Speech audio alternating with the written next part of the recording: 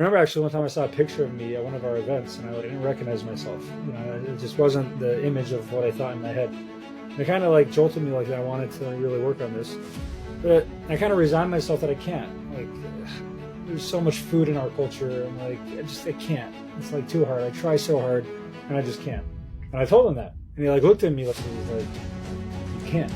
It's like he's like, "You turned your life around, 25 years ago when you were a kid." To start keeping kosher and religious. Like, you could do this. Of course you can. I'm like, by golly, you're right. I can, and I will. And so that day, I'm like, I'm going to start today. It's only, at this point, 6:15 in the morning. I can start today. Today, bli neder, and for the foreseeable future, no more sugar and very minimal carbs. I want to try it. So I kind of cold turkey on the spot. I'm like, I can do this. I'm going to try to cut out the sugar. To cut out the carbs. And Shabbos has been challenging with ups and downs, but I will say 3 months later, I'm down about 25 pounds since that conversation. I've lost 25 pounds in 3 months. Every day, we are blessed to interact with some of Colorado's most interesting people. On this podcast, Judaism with Altitude, we share their fascinating stories with you, and we have a great time.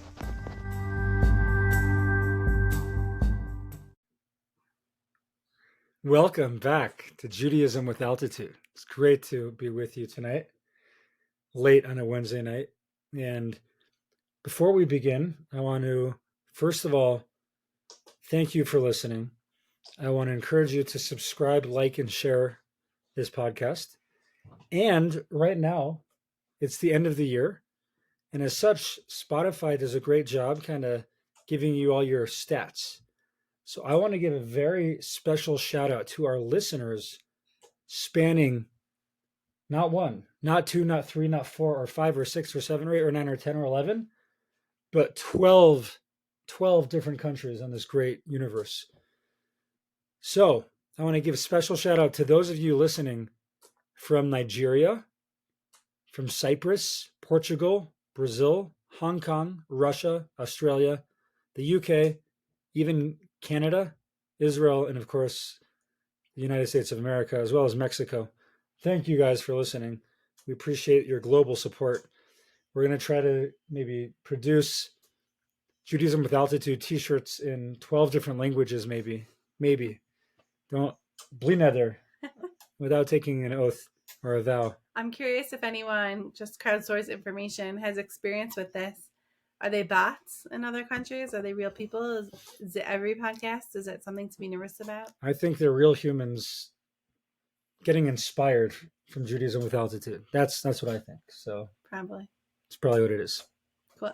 Okay, so we're here today, and we have a very special topic that's close to our hearts, and it's very central to everyday life for everyone. And I'm so excited to be here talking about it. What is it? Well, if you saw the title, you know already. So we'll just get right into it. We wanted to talk about fitness and Judaism. We'll share a little bit about our own fitness journeys and exercise. And that's the plan for today. I was learning with a girl from a book, and I said, pick a chapter. She picked a chapter on wholeness. In this amazing book, this is our Wednesday night learning book, The Jewish Art of Self-Discovery by Benjamin Rappaport. And what was the chapter on wholeness about?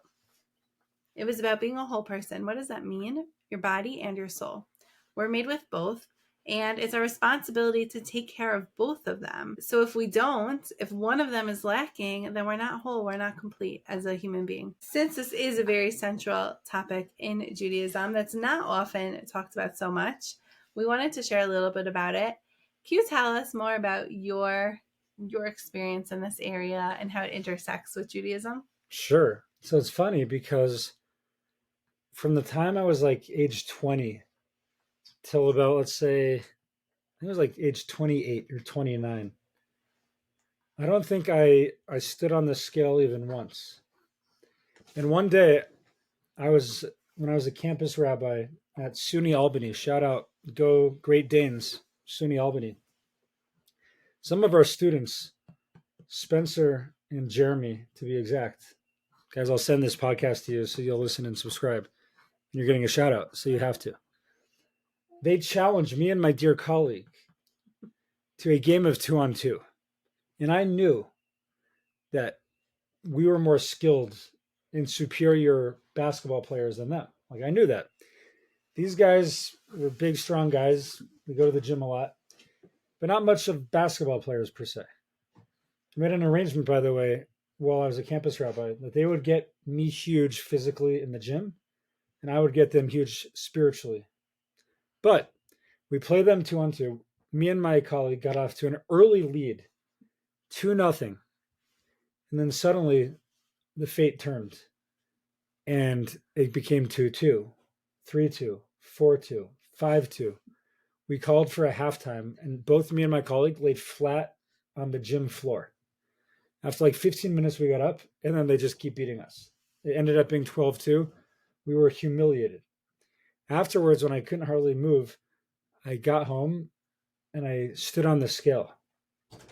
And I was just surprised, I guess, by what I saw, because it wasn't like what I saw last time I checked, like before we got married. So I realized that I needed to think about working on my health, my fitness, my exercise. And the crazy thing is, like, that first step just was like awareness. It was so helpful just to be aware of the reality, because I wasn't until then.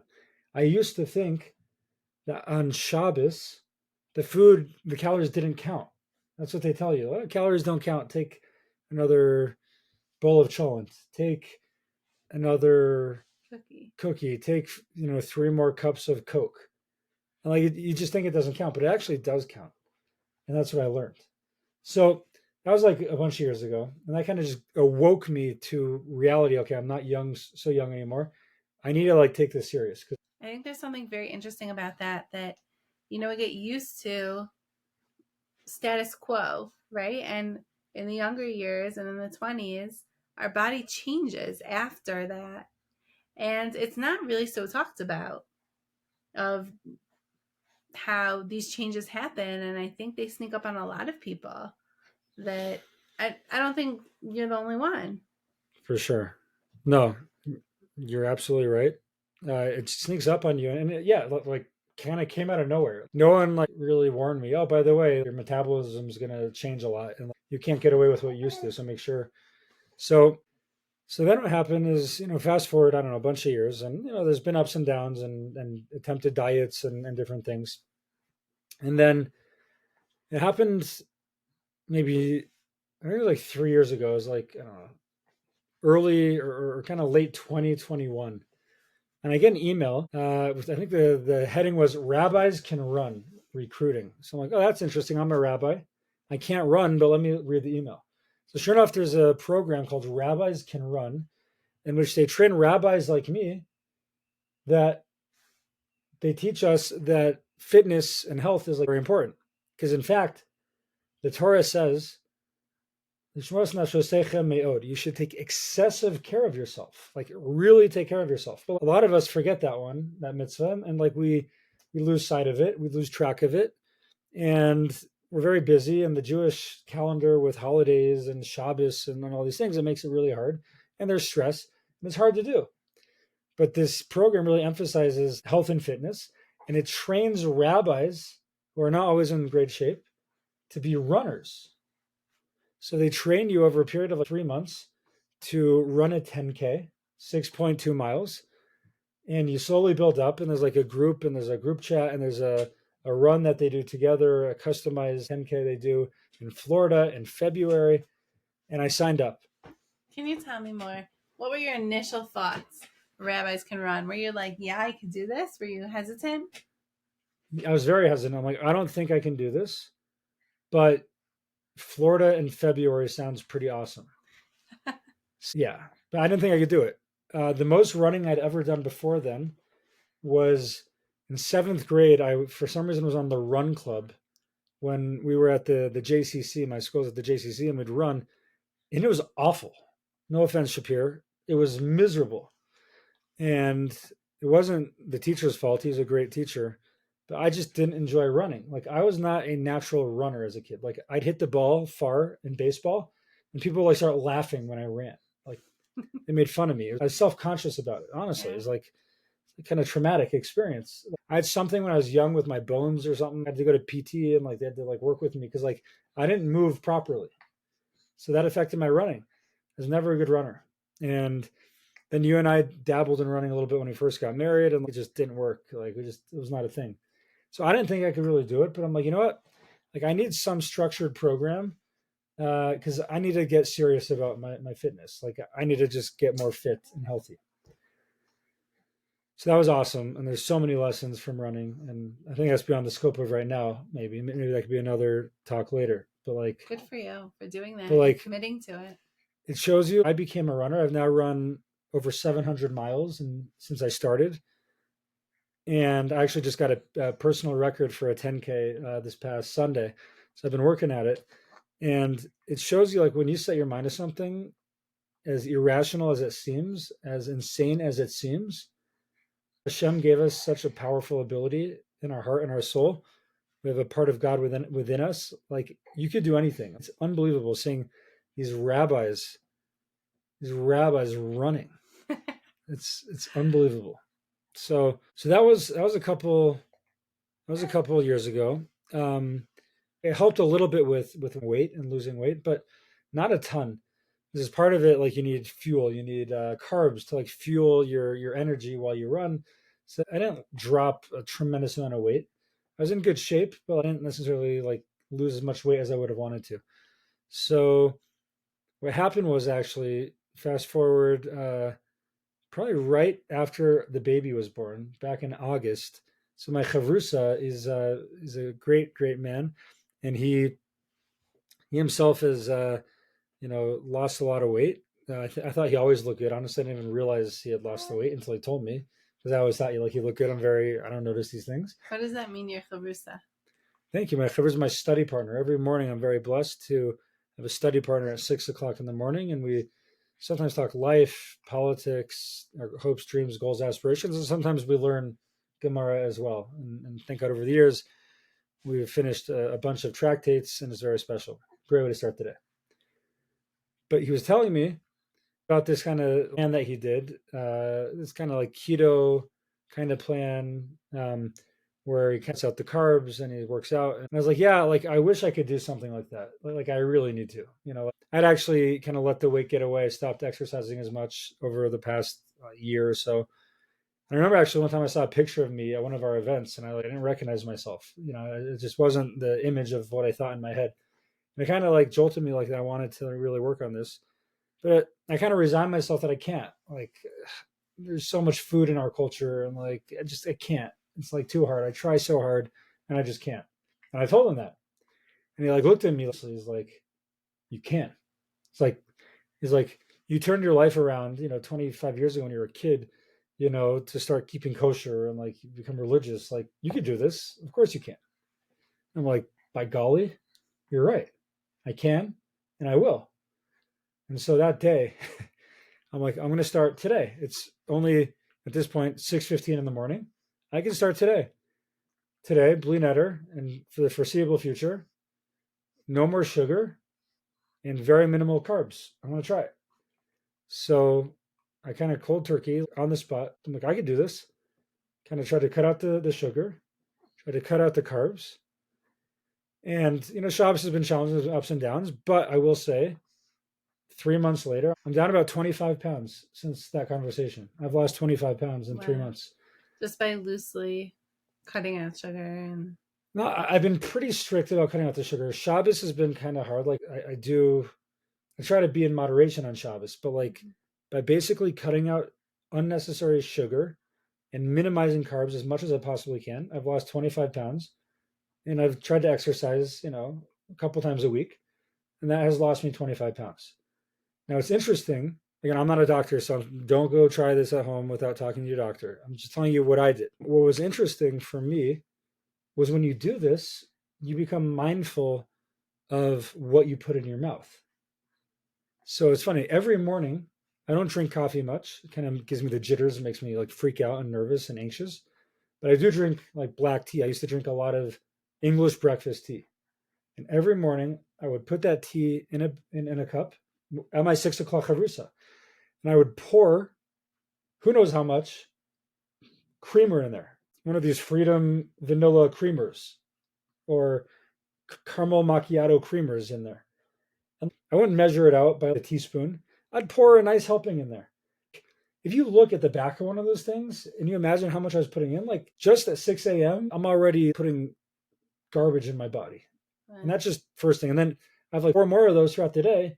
That alone is more sugar than I should probably have in a day, just in creamer. I remember, not to put down creamer, it's delicious, but so good. Remember once you asked me to buy you more creamer, and I was at the store and I picked up the bottle that they had, and I looked at the ingredients because I've always been a little bit of a health nut, and it was like water, soybean oil, corn syrup again. Yeah. And sugar, I just couldn't do it. Sugar, I was like, I'm sorry, I can't buy you this one. I bought you a more organic, wholesome one. Yeah. So that kind of was just very jarring. And then at my office, we have this clear jar with these unbelievably delicious Hershey Kisses rolled up into an M&M, but 3 times the size of an M&M. They're so good. And I'd have meetings there, and I'd just look at it. And eventually, sometimes I could have the willpower to overcome, and other times I'm like, no, like I need this. And 1, 2, 3, 4, 5. And then eventually I would just take the pillow there and I'd block my vision from it. That's smart. What ended up happening is that I became aware of just how much junk I was eating. That awareness helped a lot. And eventually my appetite kind of changed and I wasn't as craving these things anymore. And it's not easy. I'm not there. I'm not where I want to be yet. I've further to go. But yeah, so I've been thinking a lot about health in general lately and fitness. And yeah, why don't you tell me about your own perception on all this? For me, it's really kind of simple. Being a woman in general in the childbirthing years comes with its own ups and downs and different ways you're meant to eat. But I have my Pilates subscription. This woman in Israel, shout out to Lisa. It's Pilates in a pencil skirt. Amazing program for women. And I do Pilates whenever I want. Sometimes it's, could be once a week, it could be more. And I feel like it's really kept me afloat and at least a little bit strong since COVID when I got into it.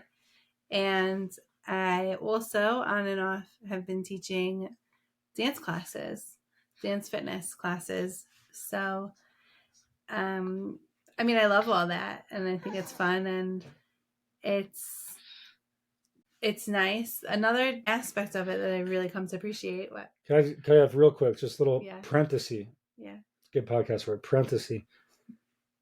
That just goes to show you that in a marriage, you really don't need to be doing the same things, same hobbies, or same talents. Because I can't dance at all, not even a little bit. And you're a dancing instructor. So just thank you. Okay. And parenthesis. Sorry. Yeah. Thanks.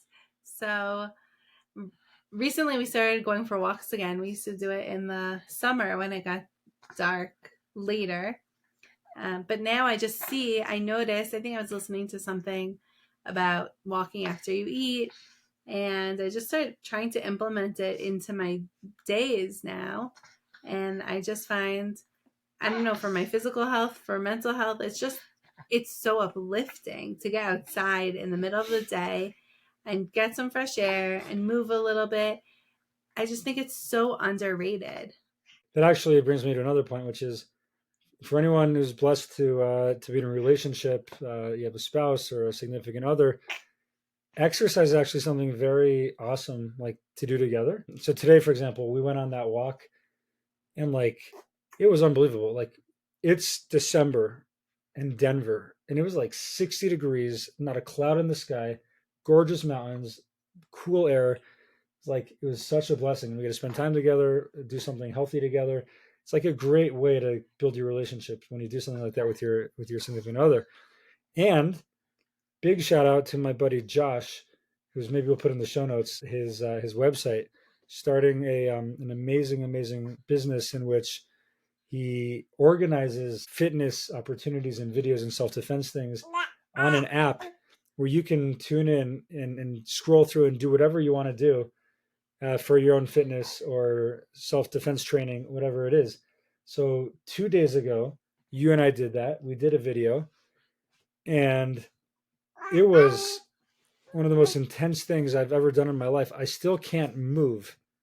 I can't sit down, can't stand. Everything hurts in a good way. So go ahead and subscribe to that.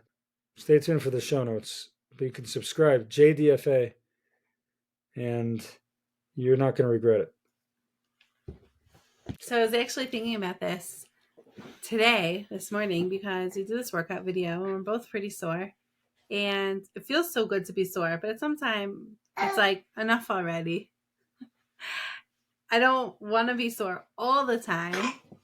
And I was thinking about it, and with weightlifting, there's this phenomenon that anyone who's into fitness knows this, that you can lift or you could do whatever exercise you want to do. But if you do that same exercise every day, every couple days, every week, whatever it is, for a period of time, at some point, your muscles get so used to the movement and that weight, whatever work you're doing, that it's not really considered exercise anymore.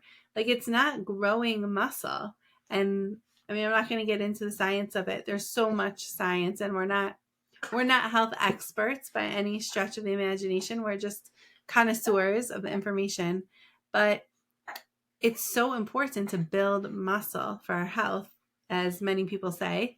And if we just do the same video or lift the same amount of weights, we're not continuing to build muscle at some point. And I was thinking about this kind of with like this dread that next time, once we graduate past a certain point, we'll have to work harder.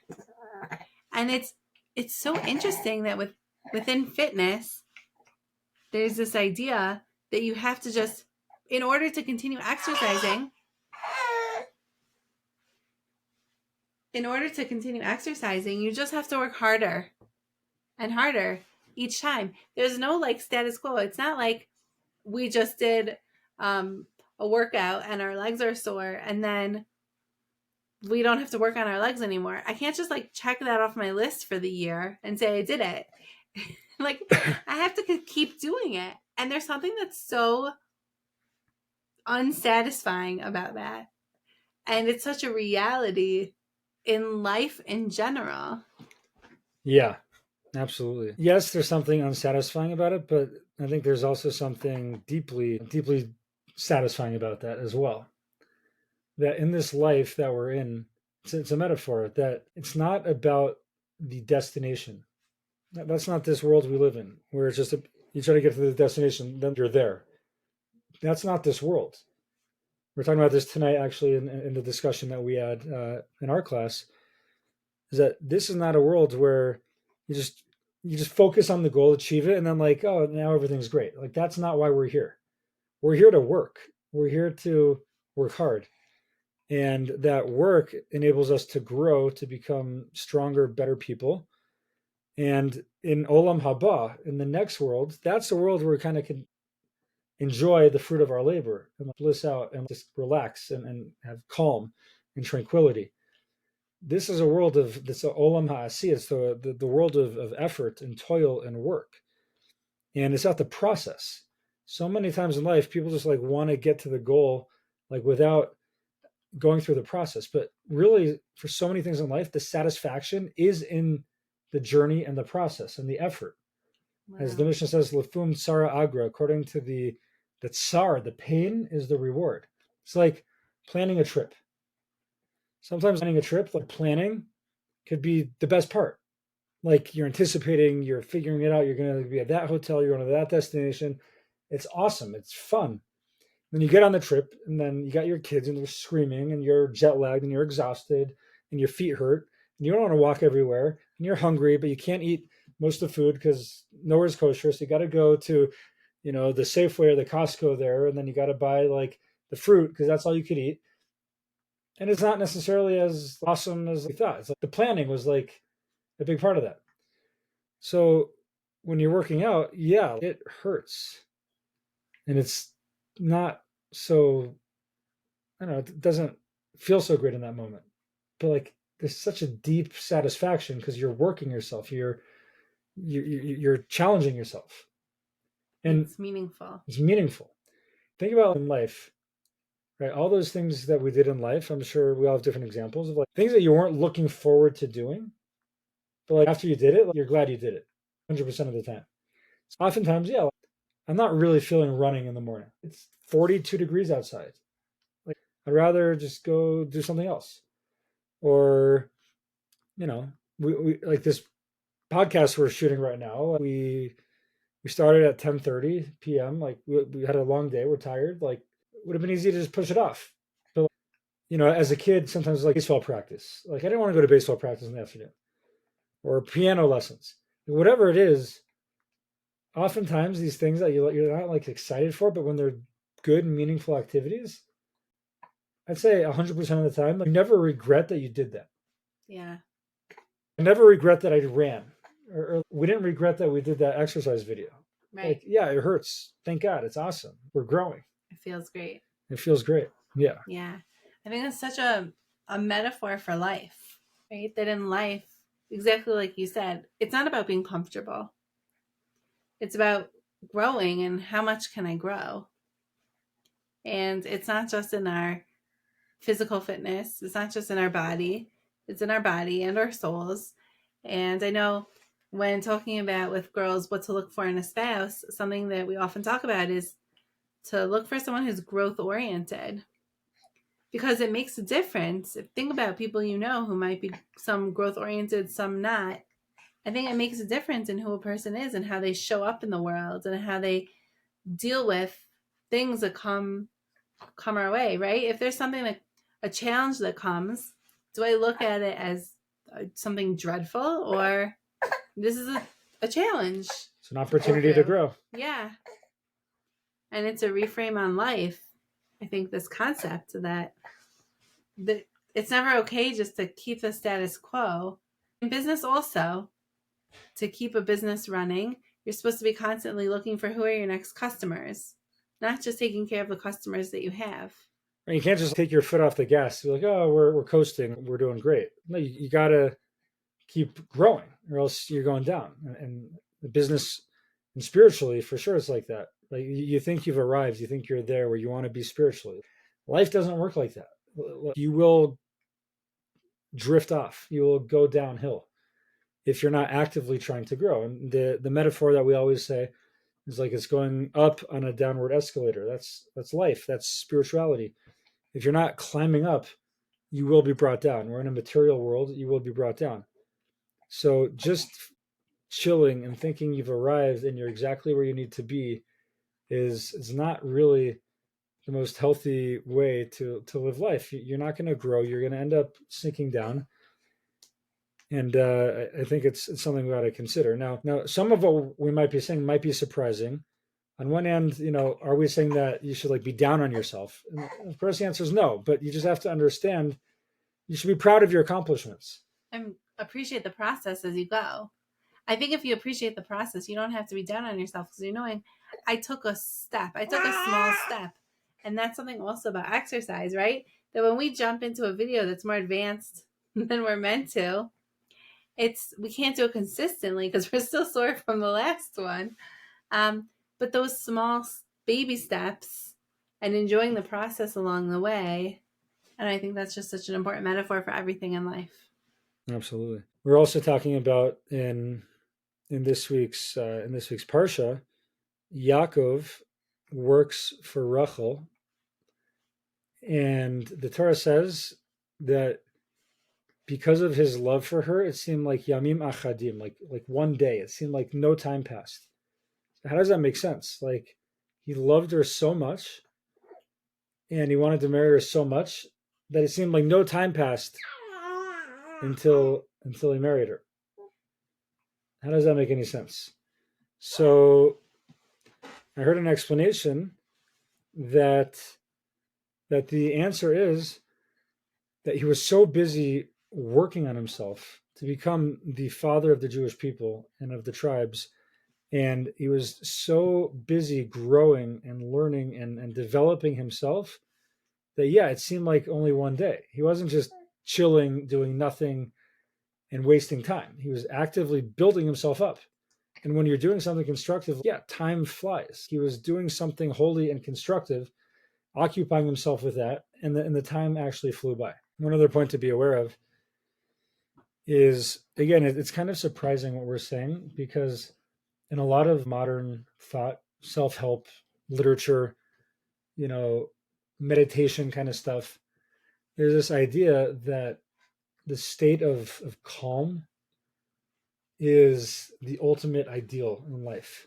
And what we're saying now is, no, that's not what life is about. Life is about challenge and growing and not being in a state of calm. So how do you get around that? So I think that the answer is that in Judaism, we don't view the state of like Zen, of calm, as being the ultimate goal for why we're here.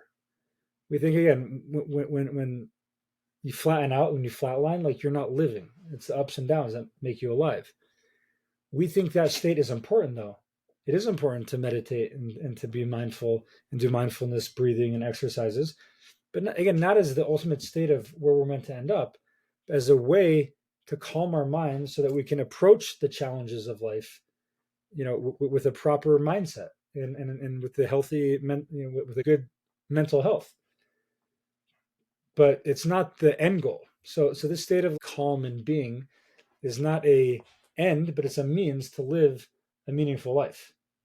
I just think that's an important point. That's amazing. I think it's so underrated that Judaism really teaches us how to live life in this world in the best way possible. And it's not about coming out of this world and living a different reality. It's how to navigate the challenges of life and be in a positive, calm state through it. 100%, because life will throw us different things, ups and downs, and Judaism gives us a framework for how to navigate that and how to live a meaningful life. And I often thought about, like, during COVID, like, that was probably one of the happiest times of my life. Honestly, it seems weird, but like, we had structure.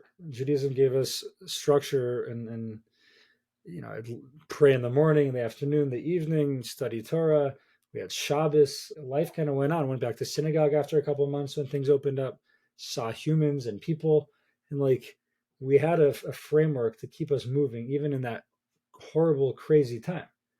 And we could keep treading on and keep growing. And so much of what life is you have that resistance and that challenge, and you overcome and you grow, and that's how you become great. So maybe just to conclude this with this point and tie it all back to the beginning, we just had the opportunity to hear from the famous Yaakov Usher Sinclair, who is a Hollywood producer and star. And he was telling a little bit of his story. And he says at one point he had the Bentley. He had everything he could have dreamed of and imagined that he wanted. And for those who don't know, yes, what did I think he made this awesome studio, this fancy studio in London where Bohemian Rhapsody was composed. Yeah, he was the producer of Bohemian Rhapsody, the first 24-track studio in Europe. And he produced Rocky Mountain Horror Show, among other things. He produced some other like multi-million-dollar record from some band that was before my time. I don't remember what it was. I recognize all of them except for that one, right. Also. Yeah.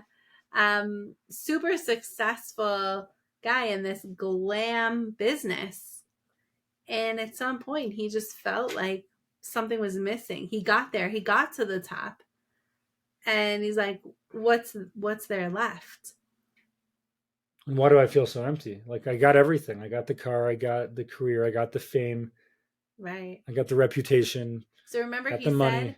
He was doing one thing, and then he's like, oh, I probably need to go back to acting on Broadway.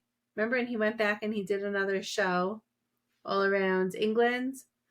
And he's like, I still feel empty. Now what? Like, this was what was in his repertoire, what he knew how to do. He's like, okay, I've done it all now. It's not this, it's not that. And at some point, he came to discover and to learn more about the spiritual side of things and his soul. And I think, he had, in the sense, like his body was full, it was complete of everything he needed, but his soul was lacking. He didn't have that balance in his life. And I think that balance is so important. And sometimes there's this misconception that we only need to focus on our soul. And that's definitely not the case, that they're both important and they're both tremendous gifts to us. And it behooves us to really look after both of them, which sometimes I think it can be such a tall task. I can find it, for me personally, I know I find it much easier to fill my soul. I'm like, okay, I have my learning, my podcast, my meaningful conversations, and I'm eating basically healthy. And I'm like, oh wait, I'm supposed to exercise too. And it almost feels like another thing to do. There's so much to keep track of on a daily basis, right? At least our watch helps us with a bunch of it. It tells us how we sleep, tells us about our movement. But it's really this maintaining this balance that really is, I feel like, sometimes a day-to-day, it takes awareness. Yeah. And I think honestly that there's a strong connection between the body and the soul and maintaining them and taking care of them. Specifically, we had Dr. Friedman on here maybe a month or two ago, and he explained how exercise and being active is so important for your spiritual well-being and your mental well-being, your emotional well-being. So there's that strong link, and I'd say spiritually as well. That when you're doing good and you're accomplishing and you're exercising and you're eating right, like you have more vibrancy and energy to focus onto the spiritual and to accomplish spiritually, because you feel great, you feel good about yourself, and I think that it is all connected. And of course, you're doing a mitzvah by taking care of yourself as the Torah requires us. In addition to that, I think it just promotes more positive spiritual activity in your life as well. So I think that they very much do go hand in hand. And yeah, it's interesting. I know we were talking about yesterday just how, thank God, like we do live in a time where it's you really can do something every day. You can walk, you can download my buddy's app and do videos from the comfort of your home. You go to the gym, whatever it is. There's so many options today, and I think we're very blessed in that sense. And hopefully, I know for myself, yeah, I view my own like health journey as just beginning, but hopefully we'll continue to please God, be successful. And it's honestly something to pray for, that God should give me the strength to make the right decisions in my health and my exercise. And I do pray, I daven for that, because it seems sometimes it needs to be something supernatural to pull off. It's not easy, but again, life's not easy, and there's challenges, and we have that divine, perfect, beautiful soul which can overcome those challenges and can help our body get into good shape to help us do the things and have energy and strength and koyach to do the things that God wants us to do. And the truth is, the Rambam does talk a lot about this, and I'm not going to explain too much, but he says like everything we do physically, it should be for the sake of serving God properly. So it doesn't feel good to go on that run or to eat that weird smoothie I ate this morning. It was like a strange keto-friendly vegan smoothie. It's kind of weird, but like, I want to drink that and eat that and exercise so I can be a better person and serve God better. So it's really all connected, the spiritual and physical. Beautiful. What a beautiful note to end on. Yeah. So thank you for joining us. And please do feel free to listen, share, subscribe, share with us your own journeys, and I'm sure we'll be inspired from them as well. And we thank you for being with us this evening. Have a beautiful week, and we'll see you next week.